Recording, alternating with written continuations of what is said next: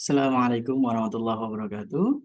Selamat datang di channel Ahmadi Trio bersama saya Ayah Dino. Halo, apa kabar teman-teman? Semoga selalu dalam lindungan Allah dan dilimpahi kasih sayangnya. Amin. Kali ini kembali di segmen Human Capital, kita akan sama-sama belajar tentang satu tema, The Power of Dream, kekuatan sebuah impian. Spesifik mengenai konten dari kakek Jamil Az-Zaini tentang kekuatan dari cita-cita dan sebuah impian. Mari kita simak audionya. Ada pepatah mengatakan, gantungkanlah cita-citamu setinggi langit. Tetapi banyak pula yang mengatakan, jangan muluk-muluk jika tak mau kecewa. Mana yang benar? Pendengar, berikut Jamil Az-Zaini berbagi cerita dengan Anda tentang cita-cita dan impian. Para pendengar yang budiman, kekuatan sebuah impian, kekuatan sebuah cita-cita, kekuatan sebuah bintang terang begitu besar dalam perjalanan hidup kita. Contohnya dalam perjalanan hidup saya. Saya dulu adalah anak orang miskin di Lampung. Bahkan menurut orang tua saya adalah orang termiskin kedua di Lampung. Tetapi walaupun kami keluarga miskin, orang tua kami selalu mengatakan, kamu harus memiliki cita-cita, kamu harus memiliki impian. Karena cita-cita dan impian itulah yang akan menjaga kamu di masa tua. Maka kemudian pesan bapak saya itu saya terjemahkan dalam bentuk, kalau saya membeli buku tulis, di halaman depan selalu saya tulis, nama saya Jamil. Kalau sudah besar nanti saya ingin menjadi insinyur pertanian. Kenapa saya ingin menjadi insinyur pertanian? Karena waktu itu saya hidup di dekat PT P10, PT yang bergerak dalam perkebunan karet dan kelapa sawit di Provinsi Lampung. Di sana orang-orang yang sangat disegani, orang-orang yang menjadi suri toladan dan orang-orang yang selalu dimintai bantuan kalau ada kegiatan adalah administratur kebun. Dan sebagian besar administratur kebun itu adalah insinyur pertanian. Maka saya ingin menjadi insinyur pertanian seperti mereka. Ketika SD, guru kelas kami meminta kepada seluruh siswa untuk kemudian membacakan apa impiannya kalau sudah besar nanti. Maka satu persatu siswa maju ke depan kelas dan salah satu di antaranya tentunya adalah saya. Dan begitu sampai di depan kelas saya katakan, nama saya Jamil. Kalau besar nanti saya ingin menjadi insinyur pertanian. Maka sontak teman-teman kelas saya ketawa. Nggak mungkin Mel, nggak mungkin Mel. Anak wong melarat tadi insinyur pertanian. Nggak mungkin Mel, nggak mungkin Mel. Anaknya orang miskin mau jadi insinyur pertanian. Dan begitu istirahat saya katakan lagi, saya ingin menjadi insinyur pertanian. Enggak mungkin lah Mil. Yang bilang enggak mungkin saya pukul dia. Dan dia berdarah pipinya. Dan begitu kemudian dia berdarah, dia panggil teman-temannya sambil menangis. Dan setelah teman-temannya berkumpul ingin mengeroyok saya, maka kemudian saya lari. Dan begitu saya lari, salah satu di antara mereka mengambil bambu dan kemudian dilemparkan kepada saya. Dan cerah nih mengenai kepala saya. Kepala sebelah kanan saya terkena lemparan bambu dan kemudian berdarah begitu banyak. Kepala saya pusing dan selama 2 minggu waktu itu saya tidak sekolah. Dan begitu darahnya terus mengalir. Oleh guru saya kemudian diperban kepala saya. Dan kemudian setelah diperban darahnya pun tetap mengalir walaupun lebih sedikit. Dan akhirnya saya diantar pulang ke rumah orang tua saya. Begitu sampai rumah, kejadian itu saya ceritakan kepada orang tua saya. Maka orang tua saya tidak menjawab apa-apa selain memeluk saya sambil mengatakan, Jamil, kamu jadi insinyur pertanian atau tidak mereka tidak peduli. Buktikan kepada orang-orang yang menghina kamu bahwa kamu bisa menjadi insinyur pertanian. Buktikan Mil, buktikan Mil, Bapak saya memeluk saya dan dia tidak pedulikan darah mengalir di dadanya, terkena darah yang ada di kepala saya. Dia terus peluk saya sambil mengatakan, buktikan bahwa kamu bisa menjadi insinyur pertanian. Buktikan. Dan itu adalah pelukan dari bapak saya. yang tidak akan pernah saya lupakan sepanjang hidup saya. Memang sejak kejadian itu saya menjadi ragu, benarkah saya bisa menjadi insinyur pertanian? Maka setiap saya membeli buku tulis, akhirnya halaman depan itu saya tulis, nama saya Jamil. Kalau besar nanti saya ingin menjadi insinyur pertanian, atau menjadi dosen, atau menjadi guru. Dan alhamdulillah, ketiga-tiganya itu bisa saya wujudkan. Saya dosen, saya ngajar di Institut Pertanian Bogor, saya juga guru, dan saya juga tentunya insinyur pertanian. Para pendengar sekalian, kekuatan sebuah impian akan mendorong Anda, akan memacu Anda agar terus bergerak menuju kehidupan yang sukses sekaligus mulia. Demikian Jamil Azaini, inspirator sukses mulia.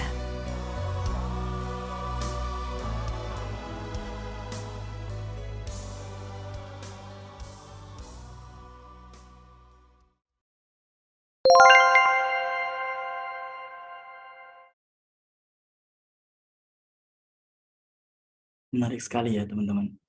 Bagaimana sebuah cita-cita, sebuah impian bisa mempengaruhi Jamil Azaini kecil menjadi orang yang berhasil di masa dewasa. Baik, kita coba hubungkan konsep the power of dream, kekuatan dari impian tadi, dengan realita kehidupan kita di pekerjaan. Misalnya kita ambil contoh study case tentang karyawan yang terlambat hadir. Nah, pertanyaannya adalah bagaimana treatment Anda kepada karyawan yang terlambat hadir? Oke, di video sebelumnya kita sudah pernah membahas tentang tema counseling. Ya. Secara sederhana, definisinya adalah teknik bertanya untuk memetakan masalah di masa lalu dan menemukan makna baru. Ada metode yang bisa kita gunakan, yaitu REBT, Rational Emotive Behavior Therapy, atau ABCDE model.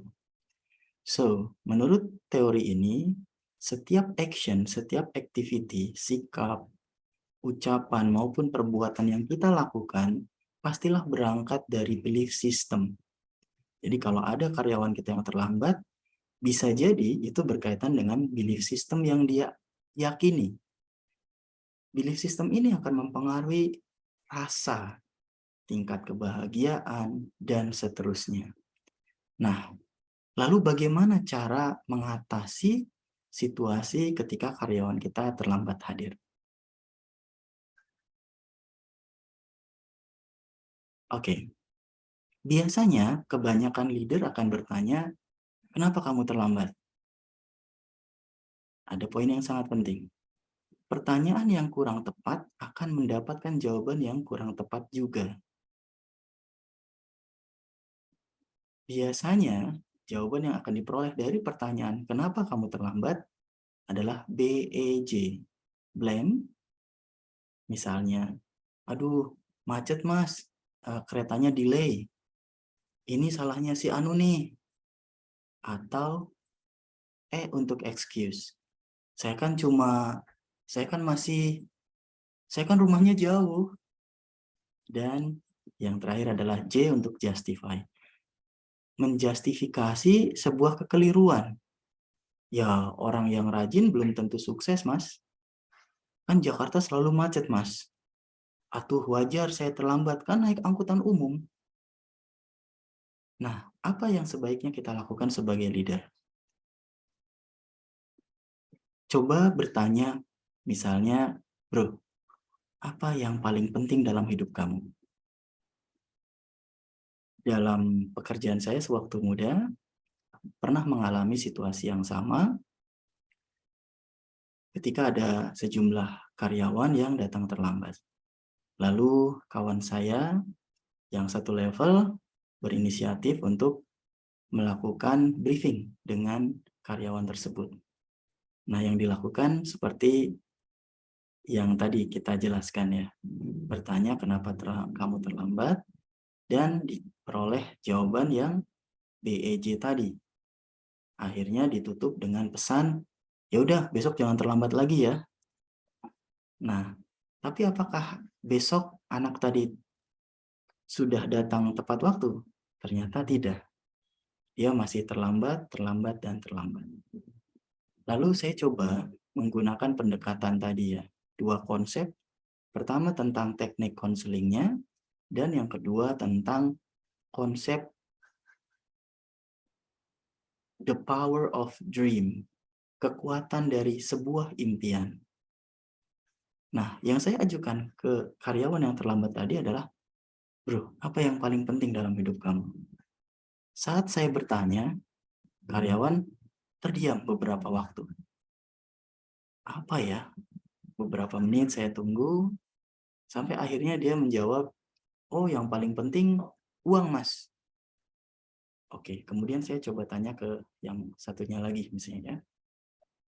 Ya yang paling penting keluarga mas. Yang paling penting mereka menyebutkan beberapa hal. Lalu saya timpali, kalau Tuhan lebih penting nggak? Nah mereka serempak menjawab, iya Tuhan lebih penting. Nah, apa sih sebetulnya yang kita dorong, apa yang kita ingin berikan pemahaman kepada karyawan, tapi tidak dengan cara menggurui, tapi dengan konsep passing leading. Kita seolah-olah ngobrol sama karyawan kita, tapi sebetulnya kita sedang memberikan arahan, sedang mendorong atau mengarahkan pola pikirnya ke satu titik yang memang kita inginkan. Nah, teman-teman bisa bertanya dengan hal lainnya, karena ini kan tekniknya konseling ya, bertanya. Misalnya kita bisa mengajukan pertanyaan, gimana rasanya ngebut di jalan karena buru-buru? Dia akan menyebutkan rasa yang dia alami ketika terburu-buru ke kantor. Kemudian kita juga bisa bertanya, kalau kamu datang lebih awal, gimana kira-kira rasanya? Ya mungkin dia kan, oh kalau saya datang lebih awal, mungkin lebih tenang kali ya, jadi kerja juga nggak was-was gitu. Lebih punya persiapan untuk bekerja. Atau kita juga bisa, menurut kamu kalau kamu disiplin, lebih berpeluang untuk promosi nggak? Nah, hal-hal seperti itu yang kita bisa ajukan. Ya, mungkin sederhananya kita bisa hubungkan dengan konsep Stephen Covey, yaitu Big Rock. Ya, intinya sama ya, yang tadi tentang bagaimana 24 jam hidup kita, itu kita beri makna. Apa yang paling penting dalam hidup kita biasanya memiliki proporsi waktu yang lebih dominan dibanding hal-hal lain yang tidak penting. Jadi kalau kita melakukan sesuatu yang durasinya panjang, padahal itu tidak penting untuk masa depan kita, sebetulnya kita sedang buang-buang waktu. Ya misalnya seperti ini, kalau teman-teman tidak pernah bercita-cita atau sekolah atau kuliah di bidang penyutradaraan begitu, atau tidak ingin jadi artis atau tidak ingin menjadi penulis skenario, ya saya kira teman-teman bisa stop, bisa berhenti dari nonton sinetron, drama Korea, atau hal-hal lain yang tidak penting buat masa depan kita. Kembali ke poin ini, tentang konsep ABCDE model, kita hubungkan dengan situasi karyawan kita yang terlambat tadi ya. Actionnya adalah karyawan terlambat. Nah, kita coba gali dengan bertanya, apa sih yang menyebabkan dia menjadi berkebiasaan terlambat? Kita gali belief systemnya. Dan itu pasti berpengaruh dengan rasa konsekuensi yang dia alami, yang dia rasakan. Nah, kita sebagai leader, apa yang harus kita lakukan? Yang poin D, disputation atau disassociation, memutus mata rantai belief system yang keliru tadi. Memutus mata rantai belief system yang tidak mendorong karyawan kita menjadi lebih improve. Kita harus putus mata rantainya. Kita harus rubuhkan belief system yang keliru tadi. Untuk kemudian kita efektifkan belief system yang baru. Kita exchange, kita ganti dengan belief system yang mendorong orang menjadi lebih sukses di masa depan. Dan itu akan membentuk perilaku yang baru, action yang baru. Semoga bermanfaat. Wassalamualaikum warahmatullahi wabarakatuh.